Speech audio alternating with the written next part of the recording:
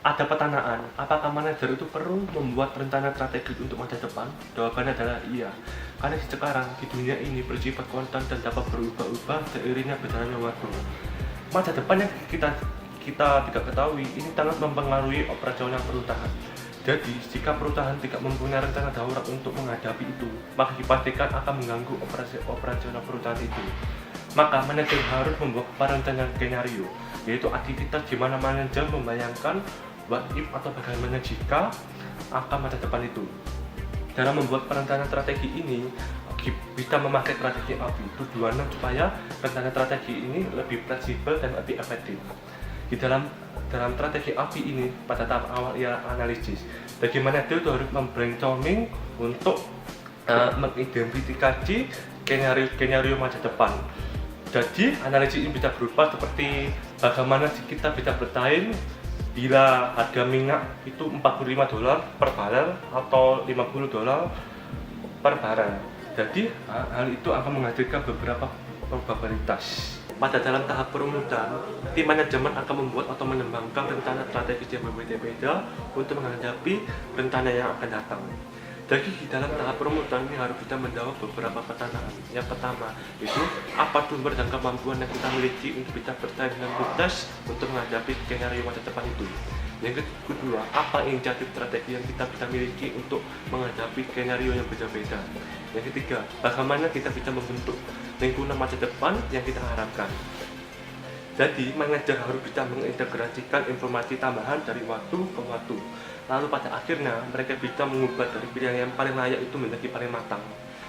Lalu di dalam tahap implementasi, manajer bisa menggunakan rencana strategi dominan atau dominan strategy plan, yaitu gimana opsi gimana manajer memutuskan paling sesuai pada realita pada saat itu.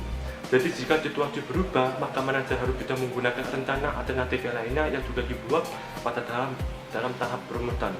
Lalu juga ada yang lainnya, jika di dalam perusahaan di pasar mengirim feedback atau umpan balik yang positif, maka manajer bisa mempertahankan rencana tersebut dengan baik.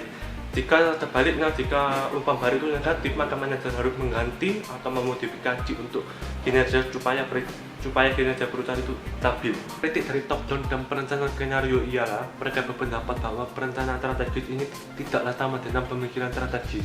Karena sesuai fakta, mereka berpendapat bahwa perencanaan strategis ini terlalu ketat dan membatasi, sehingga mereka tidak mau adanya pemikiran strategis yang diperlukan.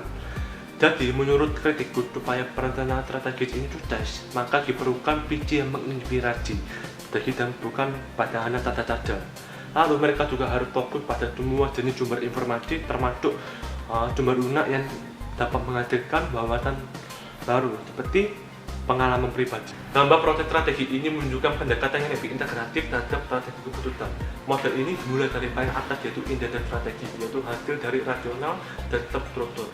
Lalu berikutnya adalah aliran strategi. Hal ini penting karena dunia ini tidak pasti dan tidak terduga. Seperti tontonan kita di dalam tahun 90-an, kata internet dan online ini tidak populer. Namun kenyataannya pada saat sekarang, kata online dan internet sangat populer dan berkembang sangat pesat. Lalu berikutnya ada relay strategi, merupakan kombinasi dari top-down strategi dan emergent bottom-up strategi. Emergent bottom-up strategi merupakan inisiatif strategi yang dilakukan oleh karyawan tingkat menengah atas kemauannya sendiri. Jika berhasil, ini akan mempengaruhi strategi perusahaan. Inisiatif strategi merupakan kegiatan perusahaan mengejar untuk mengembangkan produk dan proses baru. Secara khusus, inisiatif strategi dapat meluap dari dalam perusahaan, yaitu melalui pertama tindakan otonom dari karyawan tingkat rendah. Yang kedua, serendipity atau kebetulan. Yang ketiga, proses alokasi sumber daya.